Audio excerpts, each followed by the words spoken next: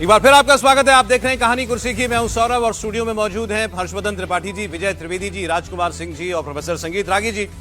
5 देशों की यात्रा के बाद और कई समझौते करने के बाद प्रधानमंत्री मोदी आज ही भारत लौटे हैं, लेकिन अभी भी काम उनका थमा नहीं है। अब वो अपने मंत्रियों का रिपोर्ट कार्ड लेने वाले हैं। कहां तक उनका टारगेट पूरा हुआ, इसकी जानकारी लेंगे आपसे थोड़ी देर के बाद। आज नरेंद्र मोदी के कैबिनेट की मीटिंग होगी, जहां पश्चिम एशिया में जारी संकट पर भी बात होगी। एनर्जी क्राइसिस मैनेजमेंट कैसे हो रहा है, इस पर चर्चा होगी। पेट्रोल, डीजल और एलपीजी सप्लाई को लेकर के आज कोई बड़े निर्देश भी दिए जा सकते हैं। शाम 4 बजे सेवा तीर्थ में प्रधानमंत्री मोदी अपने सभी मंत्रियों के साथ मंत्रणा करेंगे। अमित शाह, राजनाथ सिंह, पीयूष गोयल, अश्विनी वैष्णव, निर्मला सीतारमण, धर्मेंद्र प्रधान समेत सारे मंत्री जो हैं वो वहां पर मौजूद होंगे। विभागों के राज्य मंत्री भी इस बैठक में होंगे और सूत्रों के मुताबिक प्रधानमंत्री मोदी इस दौरान सभी मंत्रियों के विभागों के कामकाज का एक ब्यौरा लेंगे। 9 जून को, आने वाले 9 जून को मोदी सरकार 3.0 जिसे हम कहते हैं, तीसरी मोदी सरकार, इसके 2 साल पूरे हो रहे हैं और कुल मिलाकर के मोदी सरकार के 12 साल पूरे हो जाएंगे। तो इसमें यह भी बात होगी कि अपनी सरकार के कामों को कैसे जनता तक पहुंचाना है। कई बड़े फैसले इसको लेकर के भी हो सकते हैं, कई नीतिगत फैसले भी होंगे और प्रशासनिक सुधार को लेकर के भी कोई डिसीजंस लिए जा सकते हैं और कैबिनेट विस्तार पर भी बात हो सकती है। तो अब ये जो 12 साल मोदी साहब को होने जा रहे हैं, हो ही गए, तो अब एक डेट की बात है केवल। तो ये भी एक, आप इसको सोचें, एक रिकॉर्ड की तरफ ये बात बढ़ रही है। आज ही बात हो रही थी तो इंदिरा जी 4 चुनाव शायद देश में जीता कोई नहीं। नेहरू जी 4 बार प्रधानमंत्री बने, लेकिन पहली बार तो अनइलेक्टेड बने थे। जब आजादी के बाद बने तो अनइलेक्टेड बने थे, उस वक्त तो चुनाव हुआ नहीं था। पहला चुनाव 1952 में हुआ। उस हिसाब से देखें तो वो भी 3 ही चुनाव जीते। इंदिरा जी भी 3 ही चुनाव जीती। मोदी जी 4थे चुनाव की तैयारी कर रहे हैं, तो ये एक रिकॉर्ड हो जाएगा। और अगर वो ये 4था चुनाव जीत जाते हैं तो फिर longest tenure as prime minister वो भी सबसे लंबा उन्हीं का हो जाएगा। लेकिन अभी तो खैर वो 12 साल की बात है और इन 2 साल का खासतौर पर रिपोर्ट कार्ड लेने की बात चल रही है। महत्वपूर्ण है ये 2 साल का रिपोर्ट कार्ड, मिड टर्म हो रहा है। और आज पूरे मंत्रिपरिषद की बैठक है, बहुत कम समय पर होती है। ज्यादातर कैबिनेट बैठक, सिर्फ कैबिनेट नहीं है, कैबिनेट नहीं है, मंत्रिपरिषद की बैठक है। और रिपोर्ट कार्ड होता है तो फिर मार्किंग भी होती है, मार्किंग होती है तो रिजल्ट भी होता है, प्रमोशन भी होता है, प्रमोशन भी होता है, डिमोशन भी होता है, सिलेक्शन भी होता है, रिजेक्शन भी होता है। तो बहुत सारे लोग इस बैठक के बाद उस नए सूट सिलवाने का ऑर्डर दे दिया है। कुछ लोग अपना सूट जो है कबर्ड में रखने की तैयारी कर रहे हैं। ये इसकी खबर है।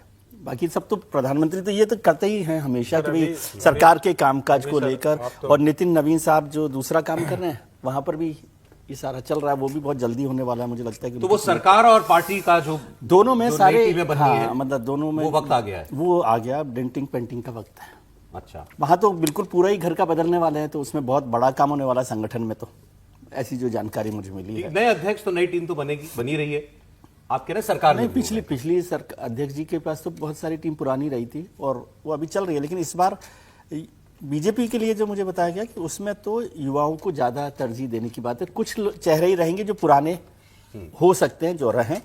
और संगठन में, ये सरकार में खासतौर से 7 राज्यों के चुनाव को देखकर भी मंत्रिमंडल में बड़ा बदल होने वाला है। कुछ नए मेहमान भी आ गए हैं जो अगले साल, अब से लेकर अगले साल तक जो चुनाव होने अगले, हाँ ना। और जो नए मेहमान आए हैं उनको भी कैबिनेट में जगह मिल जाए, सरकार में अभी आए हैं सर आम आदमी पार्टी से, तो उनको भी जगह मिलने की संभावना दिख रही है। नहीं, लेकिन इसमें एक चीज विजय जी की जानकारी गलत है।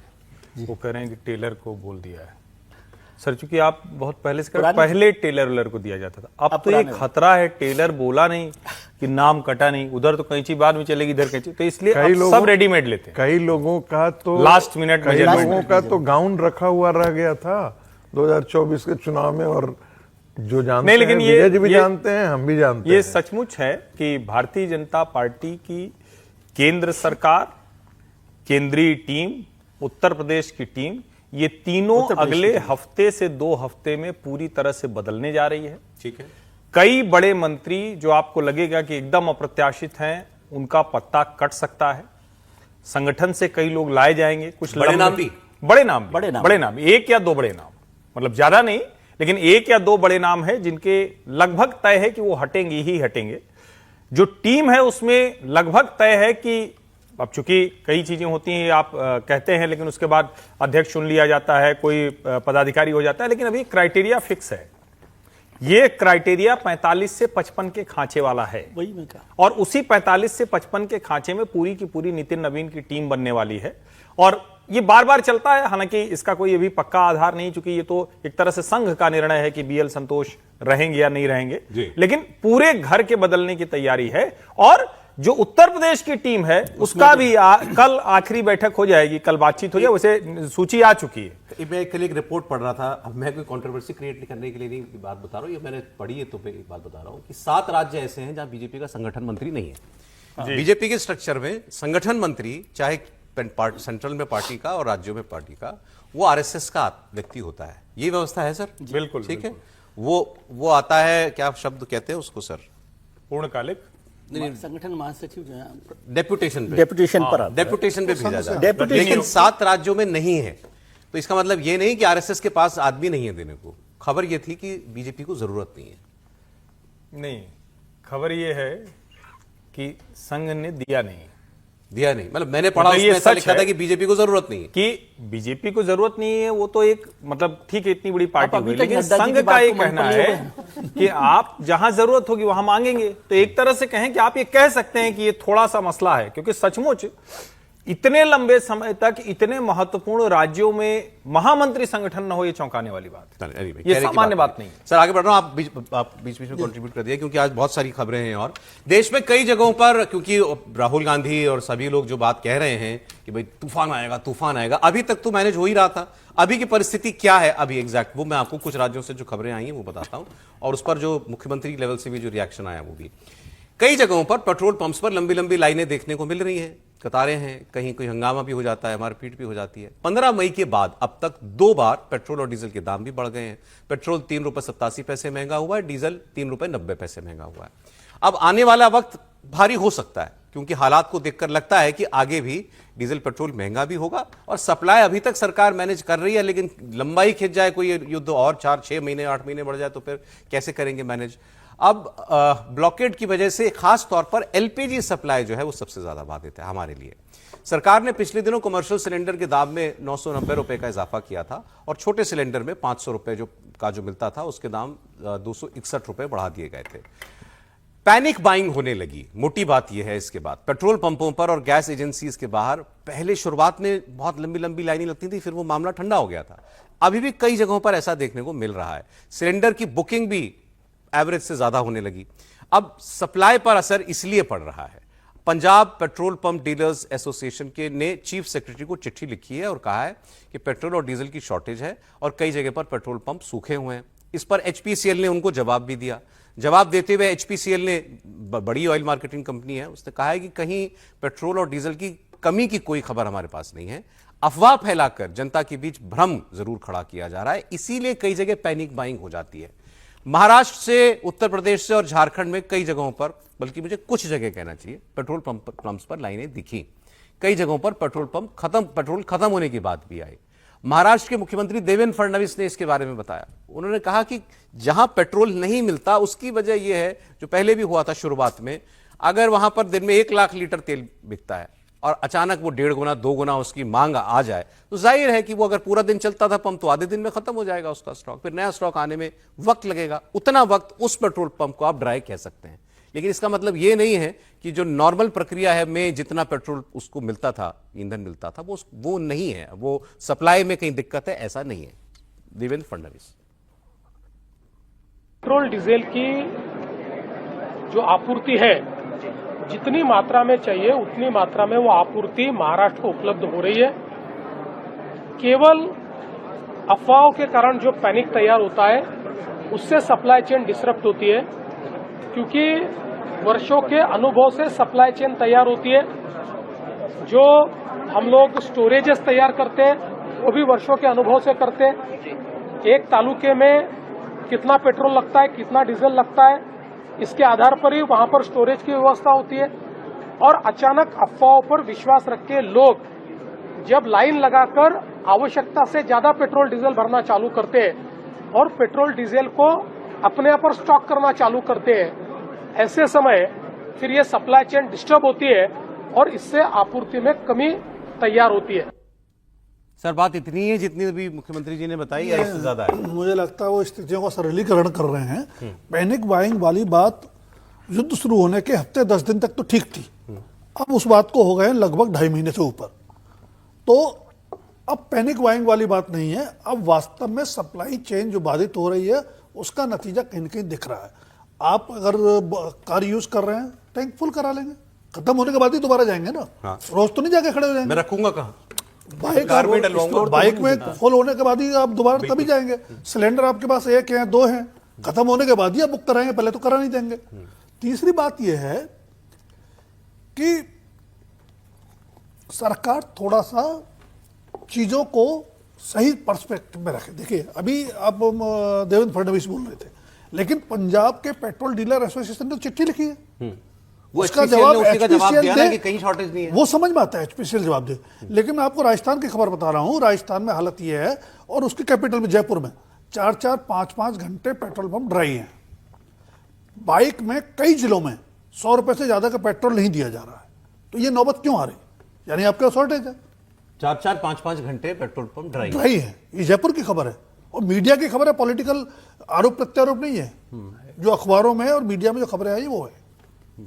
तो क्राइसिस है और देखो क्राइसिस बढ़ेगी, तो आप पहले एक्सेप्ट करें, उससे निपटने के क्या क्या उपाय हो सकते हैं वो करने की जरूरत है। आपके अनुभव में कभी कुछ आई हो ऐसी बात? देखिए मैं तो बनारस 2 दिन घूमा, कहीं ऐसी नज़र नहीं आई।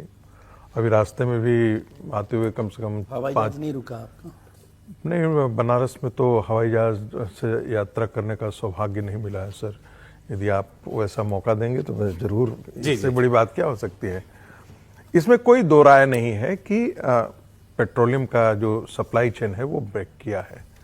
अभी भी भारत के कम से कम 35 टैंकर्स जो हैं वो स्ट्रेट ऑफ हॉर्मुज के उधर फंसे हुए हैं, जो अभी तक नहीं आ पाए हैं।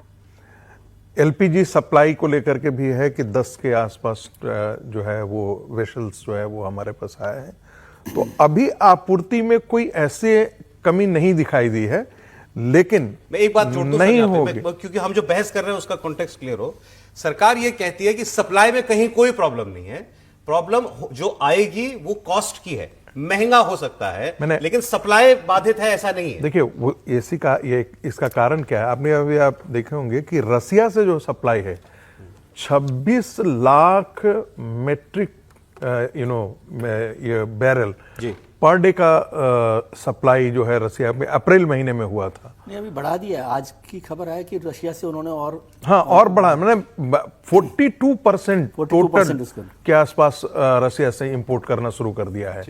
तो और आपने देखा होगा कि मिनिस्ट्री, एक्सटर्नल मिनिस्ट्री ने एक बड़ा स्टेटमेंट और मैं इसे बड़ा बोल्ड स्टेटमेंट मानता हूं, क्योंकि व्हाइट हाउस से जो ये कहा गया कि भाई रसिया से तेल खरीदना है, उसको हमने सैंक्शन जो है वो हमने अभी भी उसको वेबर दे दिया है।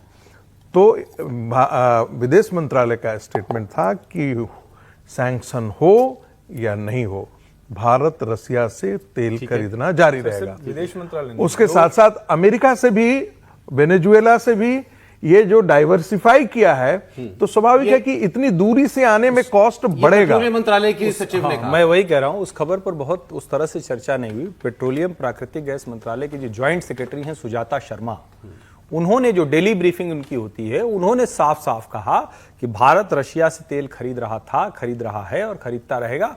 हमारी जब जितनी जरूरत होगी उसको खरीदेंगे, सैंक्शंस का कोई मतलब नहीं। ये बहुत बोल्ड स्टेटमेंट है, बहुत बोल्ड स्टेटमेंट। अब इसी से जुड़ी एक खबर आपको मैं बताता हूं, इसकी अगली खबर पर आ जाएगी। ये ब्लूमबर्ग की खबर है, और खबर क्योंकि मैं खास तौर पर नाम लेके उनको क्रेडिट देके इसलिए कह रहा हूं क्योंकि भारत सरकार की तरफ से अभी तक इस पर कोई रिएक्शन नहीं है, लेकिन उन्होंने अपने सोर्सेज से कोट करके एक खबर की है। और अगर ऐसा है तो ये बहुत बड़ी खबर है कि भारत अब ये तैयारी कर रहा है। हमारे जहाज फंसे हुए थे वहां, कहां? स्ट्रेट ऑफ हॉर्मुज के पीछे पर्शियन गल्फ में। हमें वहां से अपने जहाज निकाल लेते, हमारे जहाज निकल के आ गए, 15 टैंकर या कुछ टैंकर, हमारे टैंकर वहां से निकल के आ गए।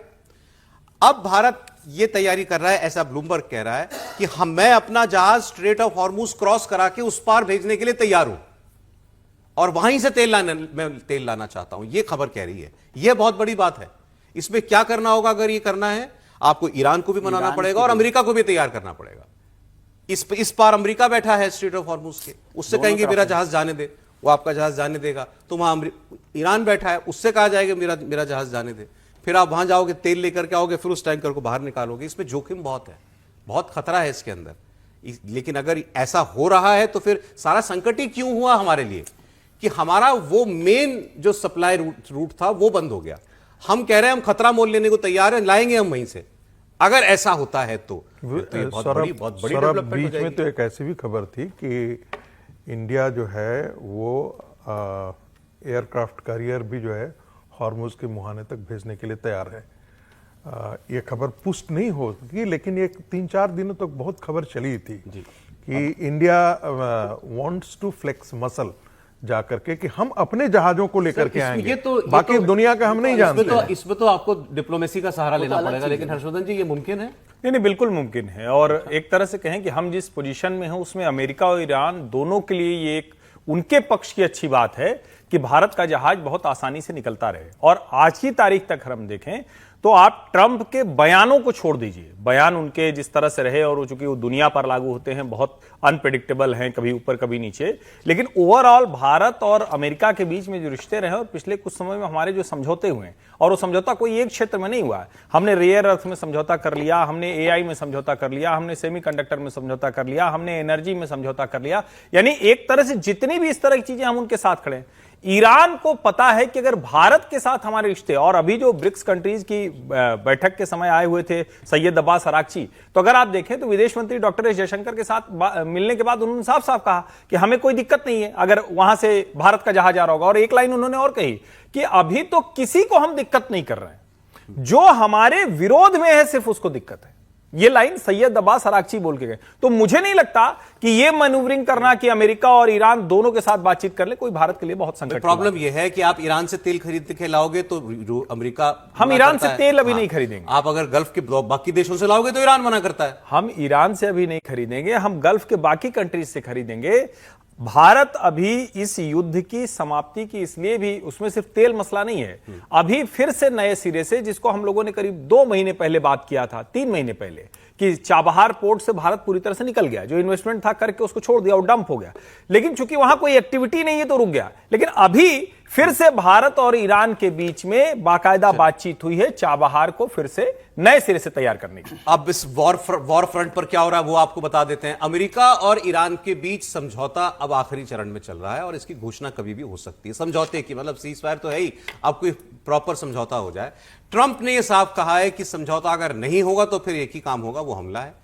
एक रिपोर्ट के मुताबिक नेतन्याहू चाहते हैं कि ईरान पर हमला हो और ट्रंप फिलहाल बातचीत को, समझौते को एक मौका और देना चाहते हैं। ट्रंप ने कहा है कि कतर, सऊदी अरब और यूएई जैसे देशों की अपील पर उन्होंने अपना हमला करने का फैसला टाल दिया।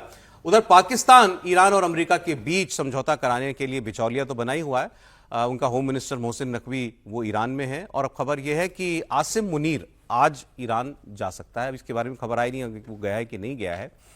खबर यह थी कि अगर आसिम मुनीर नहीं जाता तो इसका मतलब कि समझौता हो गया और इसका ऐलान पाकिस्तान कर सकता है कि ये कोई हमने अग्रीमेंट जो है उसको रीच कर लिया है। देखिए, जैसे एक ये तस्वीर थी, आसिम मुनीर और मोहसिन नकवी दोनों एक साथ जब पहले गए थे। अब सवाल यह है कि क्या कोई उस स्टेज पर बात पहुंची हुई, पाकिस्तान कोई अच्छी खबर दुनिया को देगा क्या? पता नहीं, जो ट्रंप साहब बोलते हैं उसको मैं उसी समय तक के लिए मानता हूँ। फिर शाम का इंतजार करता हूँ कि शाम को कुछ और बोलेंगे या वही बोलेंगे। देखिए, अभी ये इतना कश्मकश चल रही है, ट्रंप साहब को समझ नहीं आ रहा। वो इतने समय से चाहते हैं कि निकल जाएं, पाकिस्तान क्या करेगा नहीं करेगा। पाकिस्तान को भी अभी आपने देखा ही था पिछले दिनों जो एक्सरसाइज। कल शाम से ऐसी खबरों की बाढ़ आ रही है, वो मैं देख पाकिस्तान कुछ ऐलान करेगा। लेकिन पाकिस्तान क्या ऐलान करेगा इसमें? पाकिस्तान उसमें जो भूमिका निभा रहा है, जितनी उसकी स्थिति है, मैं कोई हैसियत की बात नहीं कर रहा, वो क्या कर सकता है कि उन दोनों के बीच में। और उससे जो बात कल जो बात हो रही थी वो कतर को लेकर है कि कतर जिस तरह से इसमें आगे बढ़ा है, पाकिस्तान उसमें हो सकता है कि मदद कर रहा हो, कि क्या मदद हो सकती है नहीं हो सकती, वो ईरान के साथ कैसे रिश्तों पर काम कर रहा है। लेकिन बात आगे बढ़ रही है। लेकिन ट्रंप साहब जैसे बदलते हैं, कल आपने बताया था कि कितने बयान उनके एक साथ ही थे कि हमला भी कर सकते हैं, हमले की तैयारी हो गई है, आधा घंटे बाद हमला हो सकता है। लेकिन उन्होंने कहा मैं करना भी नहीं चाहता, लेकिन मैं चाहता हूं एक बार तो कर ही दूं। हाँ, तो इसलिए ये बड़ी बात है। अब इंतजार ही किया जा सकता है कि वो क्या वो हमला जिसकी तैयारी अमेरिका ने कर ली है वो करना चाहते हैं कि पता नहीं करना अब चाहते। देखिए वो पुतिन गए हुए थे सर चाइना, तो वहां ज्यादा खुल के बात हुई होगी उनकी, तो वहां उन्होंने कहा, शी जिनपिंग का स्टेटमेंट आया कि दुनिया जंगल राज की तरफ बढ़ रही है, जिसका जो मन कर रहा है वो कर रहा है, ये उन्होंने कहा अमेरिका के लिए। और उन्होंने कहा कि इससे हमको सावधान रहना पड़ेगा और अमेरिका और रूस पे एक बहुत महत्वपूर्ण भूमिका अदा कर सकते हैं। ट्रम्प साहब से रिएक्शन मांगा गया, क्या कहना है आपको पुतिन के शी जिनपिंग की मुलाकात पर? तो उन्होंने कहा मैंने देखा अच्छा था, बढ़िया था, मेरा वाला वेलकम ज्यादा बढ़िया था। सुनिए ट्रम्प की बात। What do you make of President Xi meeting with Putin this week? Well, he told me he was going to. I think it's good. I get along with both of them. But I think it's good. I don't know if the ceremony is quite as brilliant as mine. I watched. I think we topped them. I think we topped them. Good team. But no, I get along with Putin. I get along with Xi. We topped them. हमारा वाला बढ़िया था, हम जब गए थे वो trip ज्यादा बढ़िया था। देखिए वो तो जिस तरह की खबरें आ रही हैं, जिस तरह का डेलिब्रेशन हुआ दोनों नेताओं के बीच में, विश्व व्यवस्था को लेके, इस युद्ध को लेकर के, बाकी चुनौतियों को लेकर के भी शी जिनपिंग और पुतिन ने ज्यादा स्पष्टता के साथ जो बातें कही हैं, उनका निशाना कहीं ना कहीं अमेरिका पे है। कल जैसे हम लोग बात कर रहे थे, स्पष्ट तौर पे कहना इस युद्ध के बारे में कि एक तरफा सैन्य कार्यवाही, अगर इसको नहीं रोका गया, लंबे समय तक चला, तो दुनिया में सारे नियम टूटने लगेंगे, यानी दुनिया अराजकता की ओर बढ़ने की। तो केंद्र बिंदु कौन है? अमेरिका है। जहां तक ट्रंप का सवाल है युद्ध को लेकर के, समझौते की संभावनाओं को लेकर, तो ये डे वन से नैरेटिव चल रहा है, पता नहीं चल रहा है कि चलाया जा रहा है कि इजराइल चाहता है युद्ध चलता रहे, जी हाँ, अमेरिका चाहता है कि समाप्त हो जाए। पहले यह भी कहा गया कि अमेरिका चाहता ही नहीं था कि युद्ध हो, इजराइल ने करवाया। तो ये बहुत अस्पष्ट स्थिति है। लेकिन एक बात तय है कि निकलना ट्रंप चाहते हैं सर। बात फिर भी वहीं अटकी हुई है। ठीक है, इतने दौर की बातचीत हो गई, प्रस्तावों का आदान प्रदान हो गया, अभी भी 5 मुद्दों पर दोनों देशों में असहमति। बस मैं अपनी जीत कैसे डिक्लेयर कर दूं? हाँ सर, बहुत शॉर्ट में सब। देखिए, टारगेट तो इस प्रकार से रसिया के लिए भी किया जा सकता है कि भाई यूक्रेन पर हमला, तो आपने जंगल राज के आपने क्रीमिया उससे छीन लिया था, बिल्कुल, और ताकत के बल पर छीना। अभी भी जो आप घुस गए हैं इस एप्रहेंशन पे, जैसे मान ले कि हम घुस जाए कि पाकिस्तान जो है वो अमेरिका पाकिस्तान के साथ आकर के खड़ा होने वाला है, हम पाकिस्तान पे अटैक कर दें, तो ये तो वैसे ही हुआ ना। ठीक है सर, कि नाटो वहां तक आ रही है, उसको प्रियम्प्ट करने के लिए हम उस पर सर दुनिया तो ऐसी ही चलती आई है, लेकिन ये तो अब